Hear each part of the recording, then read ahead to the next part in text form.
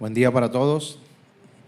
Damos gracias a Dios por este maravilloso momento que tenemos, privilegio de congregarnos, de poder estar unidos en la fe en Cristo Jesús, nuestro Dios poderoso, y que a través de su palabra podamos recibir su instrucción y vivir, ojalá, vivir su palabra, ser más que oidores, ser hacedores de su palabra. Hoy vamos a tratar un tema que tiene por nombre la obra milagrosa del Espíritu Santo, la obra milagrosa del Espíritu Santo. Y antes de comenzar quiero aclarar que tiene que ver mucho más allá que con la forma en la que nosotros nos comportamos o en la forma en la que nosotros llegamos a ser cristianos o creyentes, en el sentido de nuestra labor social, de nuestro entorno colectivo, de nuestras relaciones públicas, y más allá de eso, antes de mirarlo hacia afuera, quiero que lo podamos mirar hacia adentro. De eso trata este tema.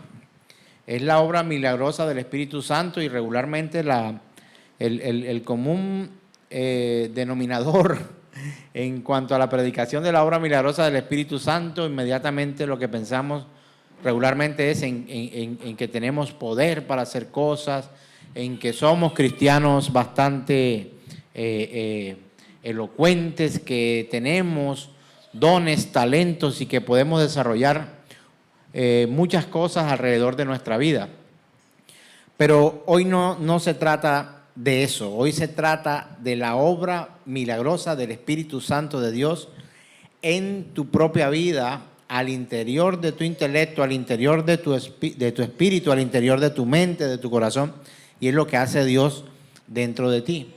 Luego, por supuesto, hay una manifestación externa de lo que el Señor ha hecho primeramente en tu vida. Y quiero que lo mires de este punto porque quizá nos hemos acostumbrado en cierta forma a que el cristiano, identificamos al cristiano por lo que hace y no por lo que es.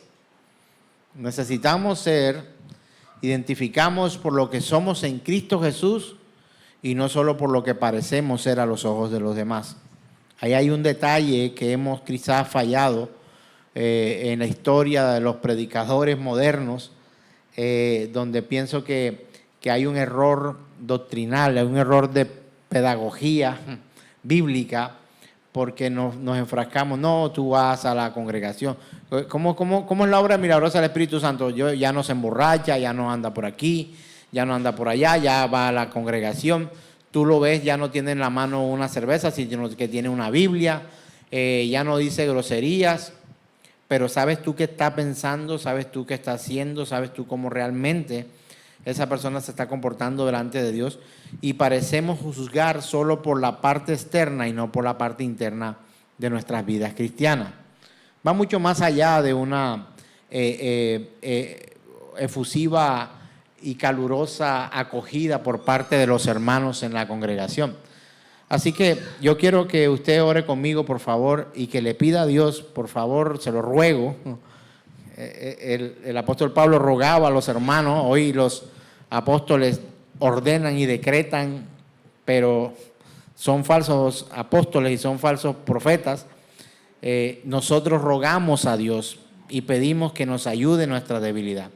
Así que yo le ruego a usted, por favor, que aún también me siento débil para ser fortalecido en Cristo Jesús y que podamos ser fortalecidos con Él por su palabra. Amén.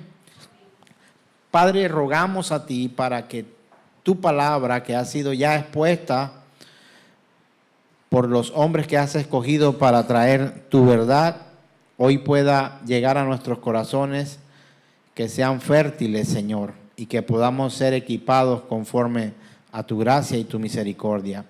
Que podamos ser, Señor, tierra fértil en la que la semilla de tu palabra da fruto, Señor.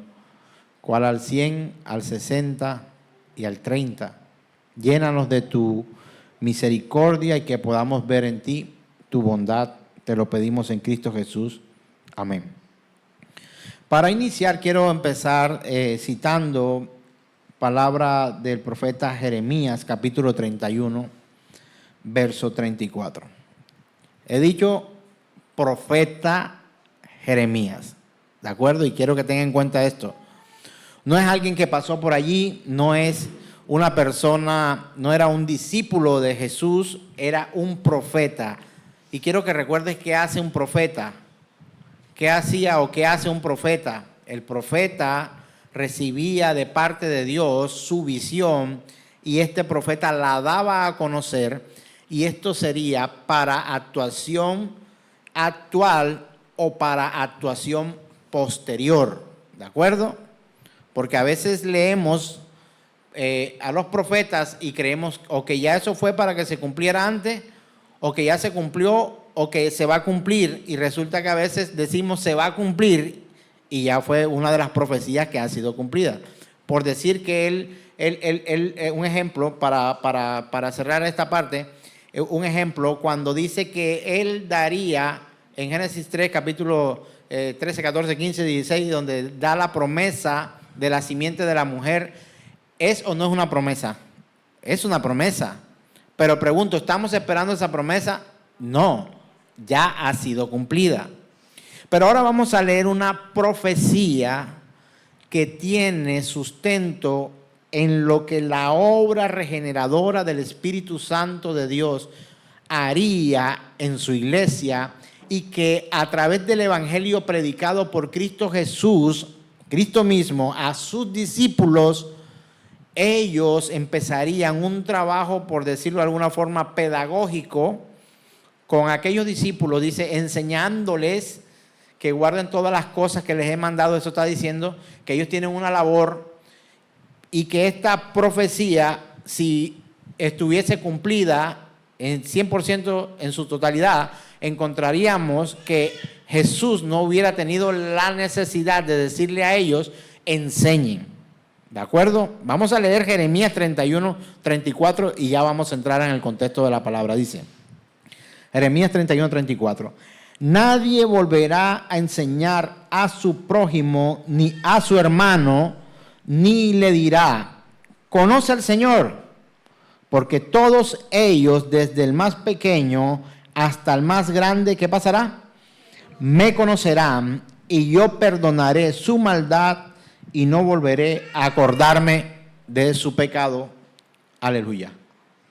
Esta palabra profética, este anuncio por parte del Señor, es algo que ocurriría a los suyos en un tiempo específico. Yo quisiera que usted se respondiera a la pregunta, ¿será que ya ese tiempo se ha cumplido? ¿Será que esto está hecho ya?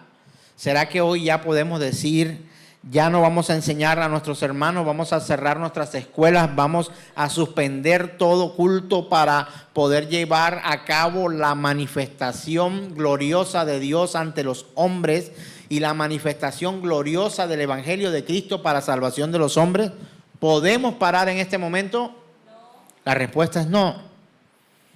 Y nosotros necesitamos entender los contextos en los que nosotros leemos, estudiamos y revisamos la Escritura para edificación de la iglesia del Señor. Se lo he dicho muchas veces. ¿Usted quiere saber cuáles son las promesas para usted? Son las promesas que están consignadas en la Escritura, que hablan acerca de la iglesia. No somos judíos, somos iglesia. Y si fuéramos judíos para ser bendecidos por parte del Señor, también tenemos que ser iglesia, porque de los dos pueblos Él hizo uno para su gloria, para su beneplácito. Entonces, entender esta realidad acerca de la obra milagrosa del Espíritu Santo de Dios, ya no mirándolo como una manifestación externa nuestra para que los otros nos vean que el Espíritu Santo de Dios ha hecho algo en nuestra vida. No estoy hablando de esto.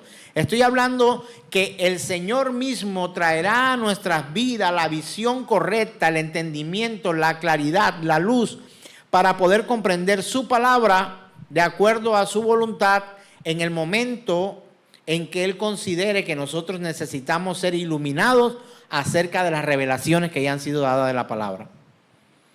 Por eso insistimos, juntamente con mi esposa tenemos como una de las políticas ministeriales, quiere decir de servicio, políticas de servicio al Señor, es que nosotros no podemos volvernos cristianos, hermanos de versículos. Necesitamos ser hermanos creyentes escriturales por completo, de principio a fin. ¿Nos sirven versículos? Sí, pero ¿de qué te sirve Judas se ahorcó solamente? Y de ello te puedo preguntar, este es un versículo o una lectura que pudiera ser terrible de alguna u otra forma, pero ¿cómo pudiera ser que nos sirviera por completo? De tal manera amó Dios al mundo que ha dado su Hijo único, de modo que aquel que en Él cree no se pierda, mas tenga vida eterna. Hermano, ese solo versículo no puede ser el que rija tu vida, porque ese solo versículo, a pesar de que te habla, de que te inspira, de que te motiva, de que te instruye, que te dice una verdad, también está acompañado de otras muchas citas bíblicas más que necesitamos comprender para que esa verdad que Dios está diciendo pudiera traer a nosotros la iluminación de su palabra. Entonces seamos convencidos de que no podemos ser cristianos de versículos. Necesitamos ser cristianos escriturales, por completo, escriturales. Si te quedas solo con la parte alimenticia, vas a volverte un buen comedor o alguien que come de manera buena, porque la Biblia tiene incluso recetas, ¿sabía? Podemos encontrar allí. O preguntémosle a Jacob cómo fue que le hizo el guiso a su hermano, ¿no? Pero también vemos que dice, de estos animales pueden comer, de estos que no tienen, los que no tienen escamas no coman, tienen que comer de esto, de los que se arrastran no coman de esto, de los que vuelan así de esta manera. Hermano, hay toda una gama de instrucciones incluso para escoger lo que debemos y no debemos nosotros comer. Y el apóstol Pedro se sorprende cuando ve toda clase de animales en su visión. Dice, no, Señor, porque escuchó que le dijeron, Pedro, levántate, mata y come. Y él dijo, no, Señor, esto no me apetece, yo no quiero esto porque no quiero desagradarte. Estoy parafraseando, pero es mucho más allá que tomar estos versículos, porque podríamos hacer la iglesia de los comedores santos. ¿Sí o no? Y podríamos hablar de todo lo que la Biblia nos aprueba y nos desaprueba para comer o para no comer. Entonces, no se escribió la Biblia para que tú y yo aprendiéramos cocina. No se ha escrito la Biblia para que tú y yo nos volvamos famosos. No se ha escrito la Biblia para que tú y yo seamos ricos. Este es un error que cometemos también. No es que Dios me creó a mí para hacerme millonario. ¿Dónde está eso en la Escritura? No, porque es que la Biblia dice que todo lo que yo toque prosperará. ¿Dónde dice la Biblia que te dijo a ti que todo lo que tú toques prosperará?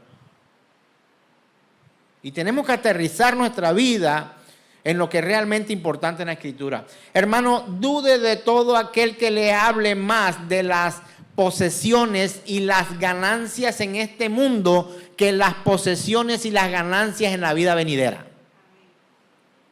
¿Quiere filtrar un mensaje? Si el mensaje expreso, explicado, traducido, predicado, anunciado, habla más de las garantías y las maravillas que vivimos y viviremos en esta tierra, pues empiece a dudar. Porque la Biblia que leo dice que en este mundo tendremos aflicción. Pero perdóneme que se lo diga, queremos más las bendiciones de esta tierra que las que anhelamos, que las deberíamos anhelar, que las que están en el cielo. Ahora digo, el Señor ha dicho que todo el tiempo en esta tierra vas a sufrir, que todos los días de tu vida vas a sufrir, que todos los días de tu vida vas a llorar, que todos los días de tu vida vas a estar enfermo, que todos los días de tu vida vas a estar en agonía y en sufrimiento. Tampoco dice eso. Pero sí necesitamos ser creyentes escriturales, sustentados por toda la palabra. Muchos se desviaron por solo tomar en un contexto incluso erróneo una cita bíblica y de ahí hicieron una doctrina y hoy se llaman diferentes. Vamos a dejarla hasta ahí. Se llaman diferentes. Son de todo menos cristianos creyentes escriturales. Así que mis hermanos, nosotros aterricemos en esto y la obra milagrosa del Espíritu Santo, la mayor obra milagrosa del Espíritu Santo de Dios en la vida de una persona no es levantar a un muerto o poner a ver un ciego o poner a hablar a uno que no habla o a escuchar a un sordo, etc. No es lo más maravilloso que el Espíritu Santo de Dios puede hacer.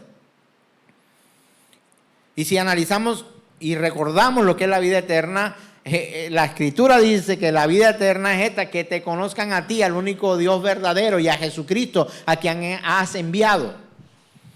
Entonces, hermanos, entendamos desde ya que la obra milagrosa del Espíritu Santo de Dios, que más usted y yo, o por la que usted más debería y yo deberíamos dar gloria a Dios y estar en gratitud perpetua, es por lo que hace en nuestro interior y no por lo que hace alrededor. Y estoy hablando de salvación.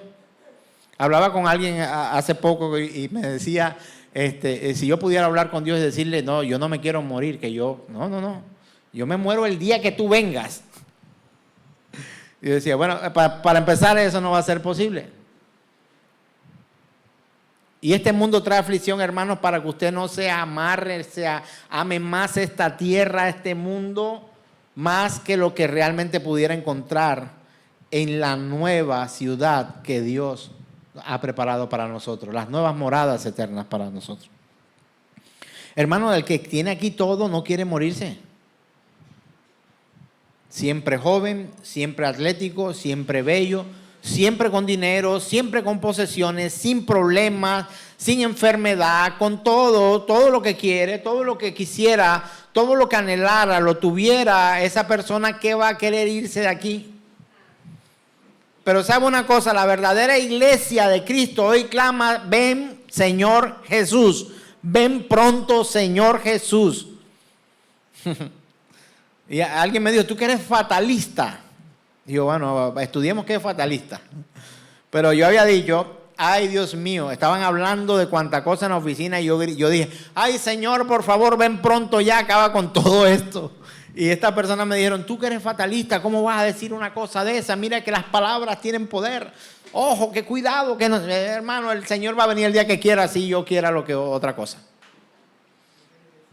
Entonces, hermanos, escriturales, ¿cuál es la mayor o la mejor obra que el Espíritu Santo de Dios pueda hacer en su vida? No componer a mi marido. No.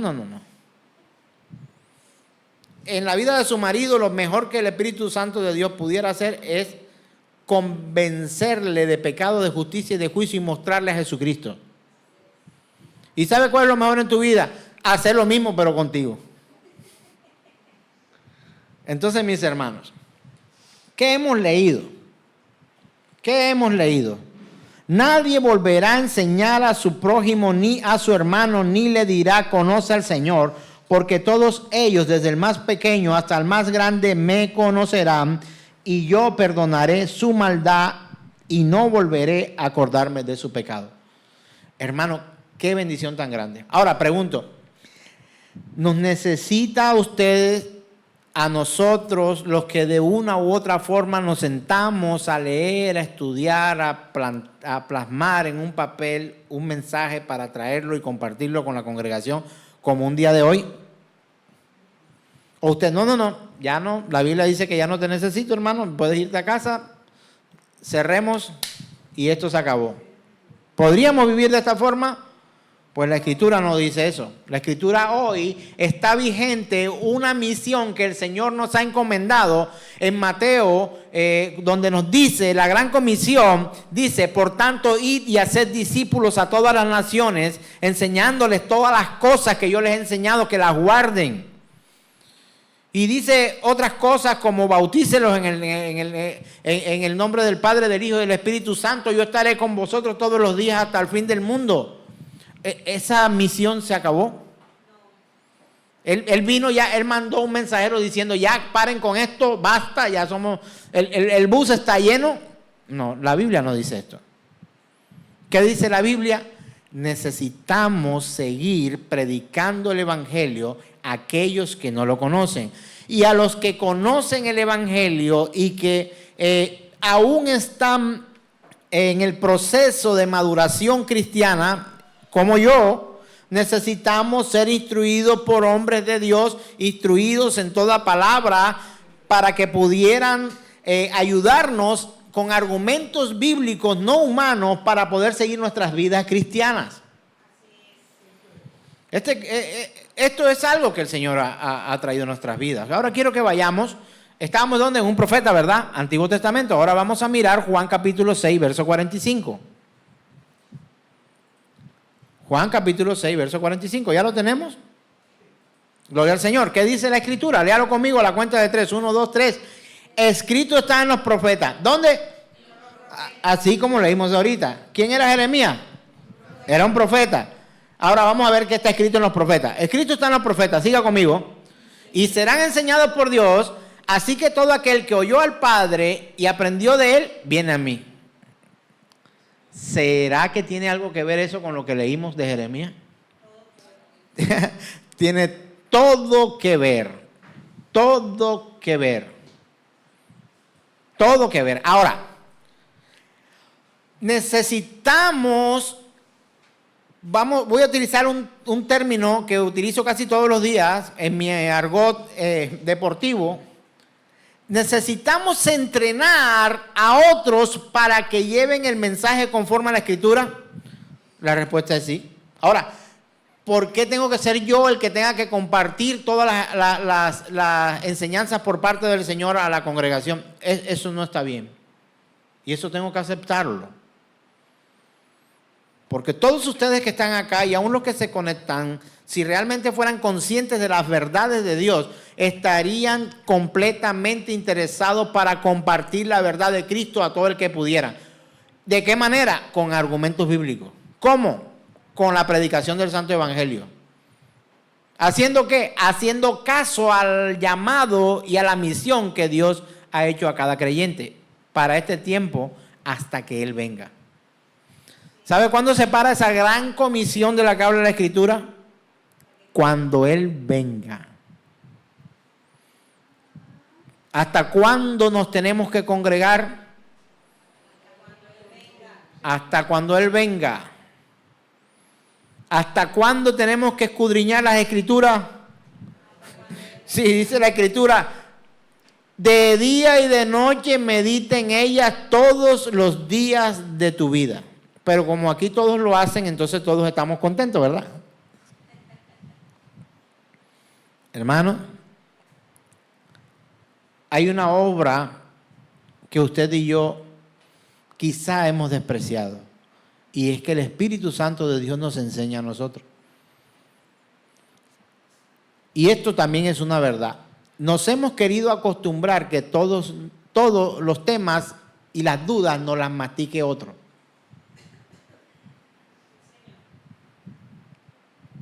¿Por qué? Porque somos flojos para estudiar. Queremos que todo... No, pero no me mandes a leer un libro, hazme un resumen. Así me dicen.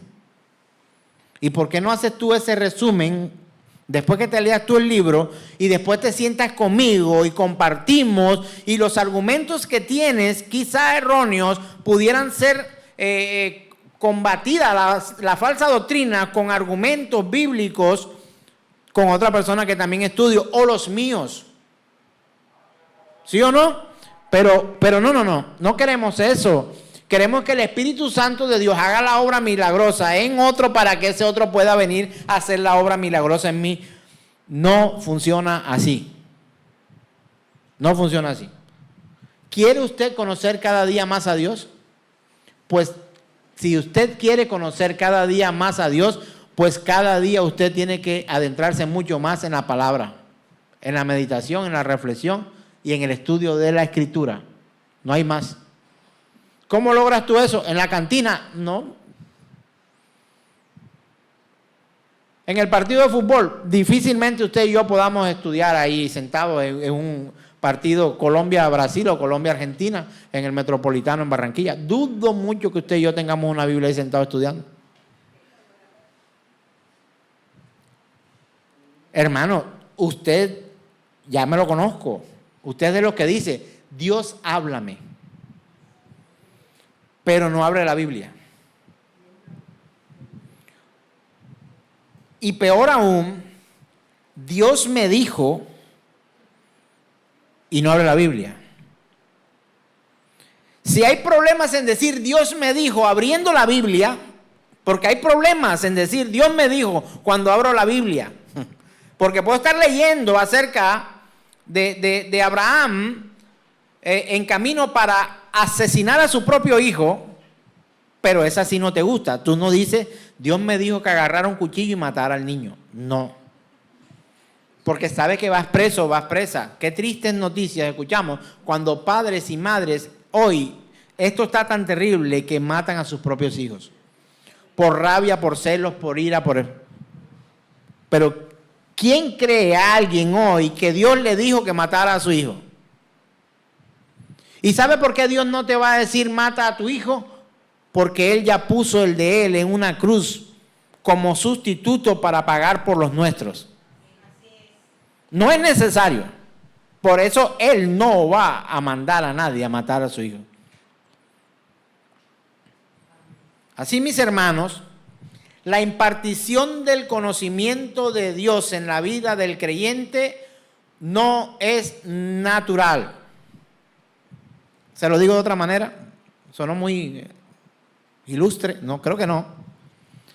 La impartición, la transmisión, el convencimiento, el pensamiento, aún el sentimiento de la verdad de Dios, de amar la verdad de Dios, no sale de ti, viene de Dios. De pronto hoy saldrán aquí entre nosotros muchos, ay Señor, tiene que volverme a convencer porque me desconvencí. Y ¿sabes? Suele pasar. Suele pasar. Entonces, hermanos, amados, queridos, cuidado. Escuchen esto. Cuidado. Cuidado. De querer, pretender, anhelar que lo que de Dios sepa sea solamente porque otro te comparte. Involúcrate. ¿Sabe que escucho a algunos que se las dan de eruditos de ciertas áreas? Unos que no siendo teólogos critican la teología. Y de otros no siendo científicos critican la ciencia. Y a otros que no son ni teólogos ni científicos criticando las dos cosas. Si no conoces la teología, ¿cómo la criticas? Y si no eres científico, a mí no me hables con cuestiones teológicas, a mí háblame con ciencia. Ah, eres científico. Y hay otros que te dicen, no, a mí no me hables con ciencia, a mí háblame con teología. Entonces le digo, eres teólogo. Pero lo cierto es que cada creyente debería tener por sustento la palabra de Dios. Y la ciencia es solo un ápice de la manifestación de Dios en la mente de los hombres. No lo es todo, ni siquiera es todo. Lo que los hombres han descubierto hoy, voy a ponerle solamente un ejemplo así, para no ahondar en esto. Me encanta este tema, pero no prometo que no me voy a extender en cuanto a esto. ¿Cuándo fue que alguien dijo, de quién se acuerda usted cuando digo que la Tierra es redonda? ¿Quién fue que dijo que la Tierra era redonda? Usted de pronto se acuerda, por ahí escuché Galileo Galilei, Cristóbal Colón, no sé qué, que el otro por aquí, por el otro por allá. ¿Sabe qué? No me importa quién fue el que dijo en ese tiempo. Pero una vez la Escritura dice que el Señor le preguntó a Satanás, ¿de dónde viene? Y le dice, de rodear la tierra.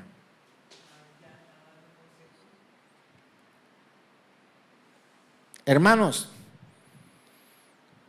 cuando leemos el libro de Job, encontramos al Dios Todopoderoso, antes de que se crearan los telescopios que hoy tenemos, hablando de las constelaciones en la inmensidad del universo y en el espacio interestelar.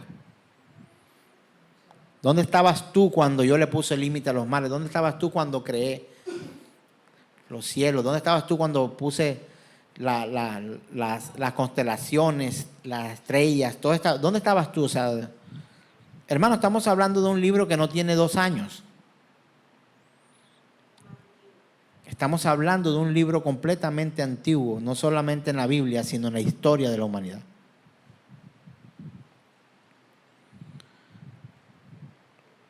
Segunda carta a los Corintios, capítulo 4, verso 6. Ahora leamos. Estamos hablando, primero, de una parte profética, porque Dios usó un profeta para hablar acerca de ¿qué? De que llegaría el momento en que nadie volvería a enseñar a su prójimo y a su hermano. Luego estamos hablando en Juan, Evangelio según San Juan, en el tiempo de Jesús, donde dice que escrito están los profetas y todos serán enseñados por Dios, así que todo aquel que oyó al Padre y aprendió de mí viene a él. Tiempo de Jesús. Y ahora vamos a leer en segunda carta a los Corintios 4, 6, lo que el apóstol Pablo, inspirado por el Espíritu Santo, ahora le dice a la iglesia. Mira que son 3 momentos distintos. Tiempo profético, tiempo de Jesús presente y ahora iglesia. ¿Qué dice segunda carta a los Corintios capítulo 4 verso 6? Dice, porque Dios que mandó que de las tinieblas resplandeciese la luz, es el que resplandeció en nuestros corazones para iluminación del conocimiento de la gloria de Dios en la faz de Jesucristo. Cuando yo digo Dios, porque Dios, o cuando yo leo que dice, porque Dios que mandó de las tinieblas, que de las tinieblas resplandeciese la luz, ¿a quién me estoy refiriendo? ¿A quién? Al Padre. Y el Padre no es en el Hijo, y el Hijo no es en el Espíritu, y el Espíritu no es en el Hijo, y el Espíritu... Hermano, Dios. ¿Quién mandó? Dice, porque Dios. ¿Qué hizo Dios? Mandó. ¿Qué mandó? ¿Me podría dejar la cita? ¿Está ahí puesta? Segunda carta a los Corintios, capítulo 4, verso 6, dice, porque Dios. Primero, ¿quién? Dios. ¿Qué hizo? Mandó. ¿Qué mandó? Que de las tinieblas, ¿qué pasara? Resplandeciese, ¿qué? La luz. Es el que resplandeció en nuestros corazones. ¿Cómo así? Dios mandó a que resplandeciese la luz. Pero ahí ocurrió algo maravilloso. ¿Sabe qué fue lo que resplandeció en nuestros corazones? Dios. Porque Dios que mandó que de las tinieblas resplandeciese la luz, es el que resplandeció en nuestros corazones. ¿Para qué? Para iluminación del conocimiento de la gloria de Dios en la faz de Jesucristo. O sea que Dios mandó que en nuestros corazones resplandeciera Dios. Esa es una obra milagrosa. Ahora pregunto, ¿si resplandece Dios en tu corazón? ¿O resplandeces tú? ¿O resplandece otro? Espero que sea Dios el que resplandece en tus corazones. Entonces, hermanos míos queridos, una marca de Dios en la vida de un creyente es que Él resplandece en el corazón de cada creyente. ¿Y cómo ocurre eso? Es una obra milagrosa, soberana y poderosa de Dios en la vida del creyente. Yo creo que soy muy atrevido al decir esto, porque no puedo decir cómo, cuándo y qué hace Dios para salvarte a ti y someterlo solo a mi propia opinión. Por supuesto que esto, lo que voy a decir, quiero que sean cuidadosos con lo que voy a decir. Pero considero que en este tiempo, de acuerdo a lo inspirado por el Señor para que los evangelistas, Mateo, Juan, Lucas y Marcos, pudieran compartir como lo que hoy conocemos como la Gran Comisión, es el switch, el interruptor para que esa luz pueda encender en nosotros. Y es la predicación del Santo Evangelio que hace que los muertos vivan. ¿A quién se le predica cuando empezamos la predicación? A muertos.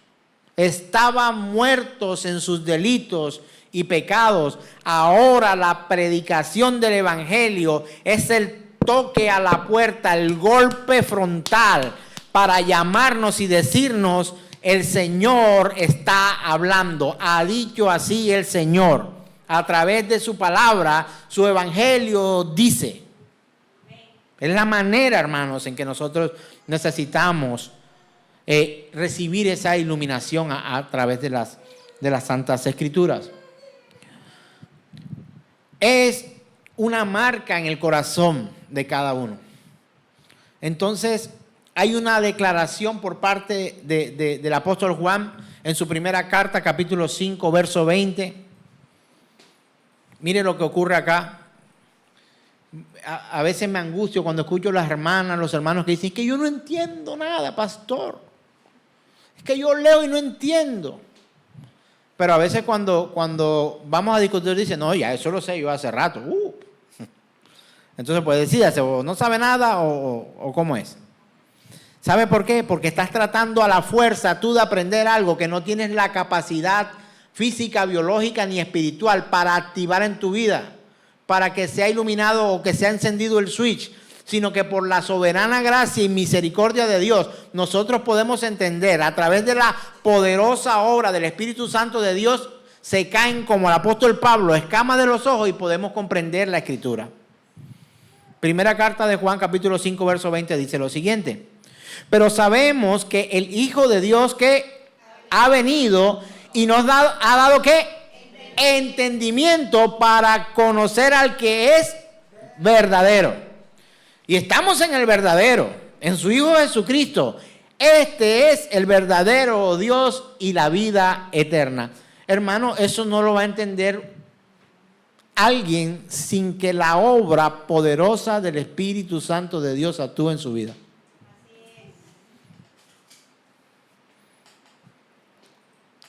Entonces, a veces quisiera como decirle: oye, ¿te acuerdas cuando dijiste que, oye, tú que dices que no entiendes?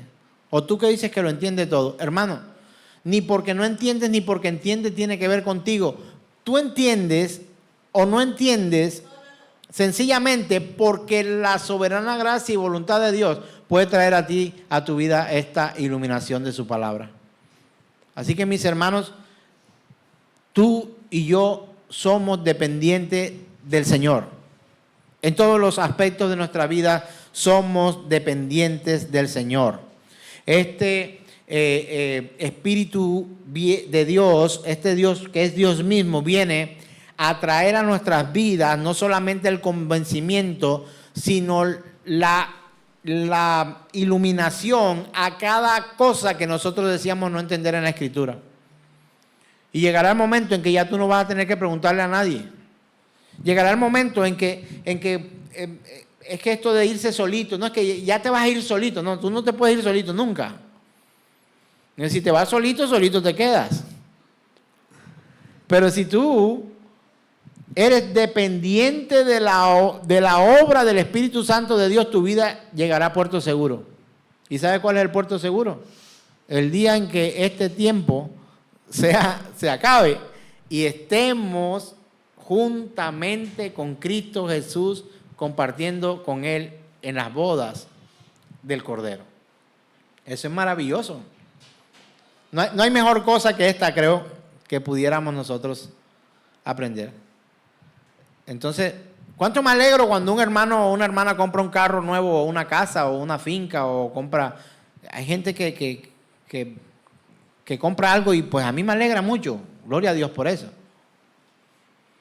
Hermano, pero si usted se alegra de las cosas que perecerán, las cosas que un día van a ser pasadas por el fuego y que serán quemadas, y yo me gozo contigo, pero te digo que me gozo mucho más en que entiendas la verdad de Cristo Jesús en nuestra vida y que Él ha abierto todo lo suyo, todo su tesoro, no para que nos conformemos con las migajas de esta tierra. Hermano, todo lo que hay en esta tierra son migajitas. Oye, no, son migajitas, o sea, son como chispitas de cosas de bien de Dios. Así como cuando uno raya el queso. Así, por ahí. En una pizza de 30,000. Que le eches así por ahí. No sé. Quiero hacer como cuando rocías la pimienta sobre tu comida, así. ¿Es todo pimienta? No. Pero le da un sabor especial. Un toque. Pero no es todo. Ahora, si fuera todo la pimienta, tú comerías pimienta. ¿Sí o no?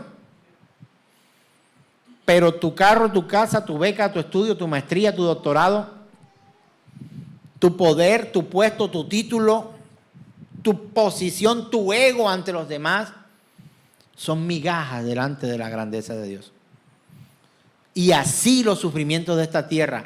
Nada de lo que aquí sufrimos será comparado con la gloria eterna. Mira, cuando la gloria eterna, ese momento de compartir con el Señor una eternidad cara a cara con Él y vivir con Él eternamente, o sea, estamos en la eternidad con Dios y Dios existe y nosotros también existimos, pero cuando ya se cumpla todo el tiempo y que venga el día del juicio y ya estemos todos congregados, su iglesia en los cielos, gloria al Señor por esta bendita promesa por parte del Señor, todos los dolores que sufriste aquí en esta tierra te parecerán como si nada hubiera pasado. El apóstol lo compara como cuando la mujer está a punto de parir y tiene dolor, ay, llora, hace de cuanta cosa y grita y toda esa cuestión, pero cuando le muestran al pelado que ya parió, ya se le quitó todo el dolor que tenía. La Biblia hace esa comparación. Así que mis hermanos, está bien que te alegres por muchas cosas buenas de esta tierra, pero gózate y alégrate mucho más si realmente el Espíritu Santo de Dios ha empezado a hacer la obra en tu vida, porque hay una palabra maravillosa, una promesa por parte de Él que dice que aquel que comenzó la buena obra en vosotros, la perfeccionará hasta el día de Jesucristo. Y la iglesia dice, amén, amén y amén. Gloria al Señor, Dios Todopoderoso. Así que vamos, hermanos, a prepararnos para nuestra cena con el Señor. Que hoy usted y yo podamos no solamente compartir lo que es la cena. Algunos no saben lo que es la cena. Si usted considera que debe recibir una instrucción primero, está bien considerarlo. La cena es para aquellos que creen que un día el Señor entregó su alma, su cuerpo, su mente, su espíritu, su sangre, que Dios se dio todo por su iglesia. Y que la cena del Señor es una institución hecha por el Señor, que es una señal y un sello del pacto. Esto significa que representa y confirma la preciosa promesa de que Dios, a través de Jesucristo, será nuestro Dios y nosotros seremos su pueblo. En la cena del Señor recordamos y celebramos la presencia de Dios mismo en medio de nosotros. y experimentamos también juntamente con nuestros hermanos la comunión. También tenemos algo que nos nutre y en la cena del Señor anticipamos la gloria venidera de nuestro Dios Todopoderoso. La primera carta a los Corintios, capítulo 11, 23 al 26, en la primera carta el apóstol Pablo le escribe a la iglesia que se encontraba en Corintios, le dice: yo recibí del Señor lo mismo que les transmití a ustedes. ¿Qué fue lo que recibió el apóstol Pablo? Dice lo siguiente: que el Señor Jesús, la noche en que fue traicionado, tomó pan y después de dar gracias lo partió y dijo: este pan es mi cuerpo, que por ustedes entrego. Hagan esto en memoria de mí. De la misma manera, después de cenar, tomó la copa y dijo: esta copa es el nuevo pacto en mi sangre. Hagan esto cada vez que beban de ella, en memoria de mí. Porque cada vez que comen este pan y beben esta copa, proclaman la muerte del Señor hasta que Él venga. Hermano, ¿usted cree esto? Yo quiero seguir proclamando la muerte del Señor. Y usted dirá: ay, pastor, pero ¿no es mejor proclamar su resurrección? Claro.